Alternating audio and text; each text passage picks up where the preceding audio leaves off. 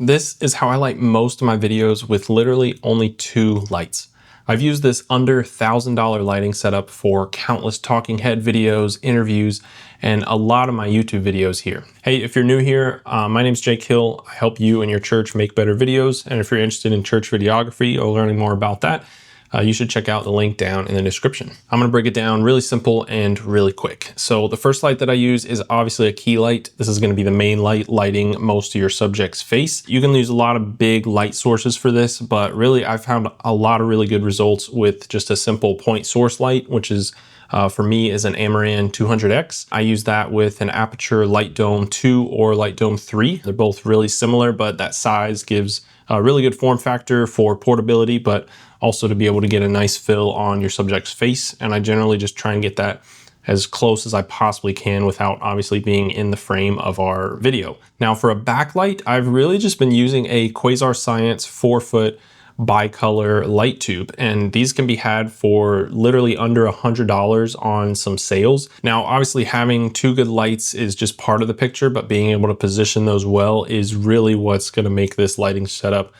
punch way above what you're actually paying to get it. It's really not all that complicated. I've lit tons of videos like this, and all I do is take the key light.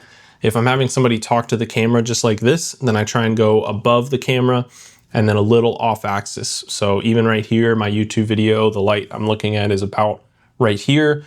Typically I'll go a little further off just to get a little more shadow on one side of the subject's face. And I'll just go a little bit above the camera and aim down so you get a little more light from above and not as much like lighting from the bottom, which is generally not as flattering for people's faces. And alternatively, if I'm gonna be interviewing somebody, then typically I'll just put myself in a chair in between the camera and our key light. And so I'll have camera, myself interviewing them, and then the key light, and have all those really pretty tightly packed together.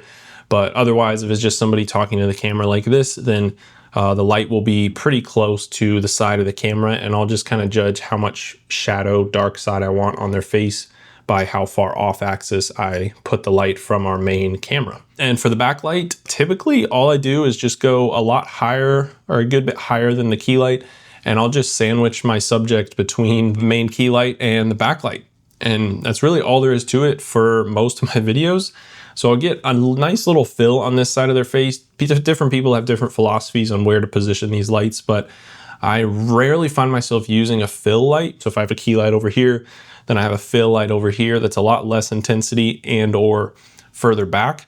That's just gonna fill in some of the dark parts. But I found if I put my backlight opposite my key light for my subject behind them, it actually fills in a little bit of the dark spot on this face, as well as providing a nice hair backlight to outline our subject. So obviously if you have a light that's a backlight that you can adjust the intensity of, that's ideal. But even with a light tube that you can't dim, I found pretty good results with just being able to find a nice color temperature. Oftentimes I'll go a little warmer than the key light just because it can be kind of a cool different look and get a little color contrast from the front to the backlight. So under $1,000, you're getting 2 pretty solid and versatile lights, a modifier, 2 stands, which I use 2 C stands, but for a while I used 1 C stand and 1 light stand, which is very subtly different, but it's more aluminum. It's a little less heavy duty. It doesn't come with like a boom arm like a C stand would, but just literally is like a giant tripod, and I'll just use that for my main key light a lot of the time. Hopefully that helps if you're looking for a pretty budget-friendly lighting setup, or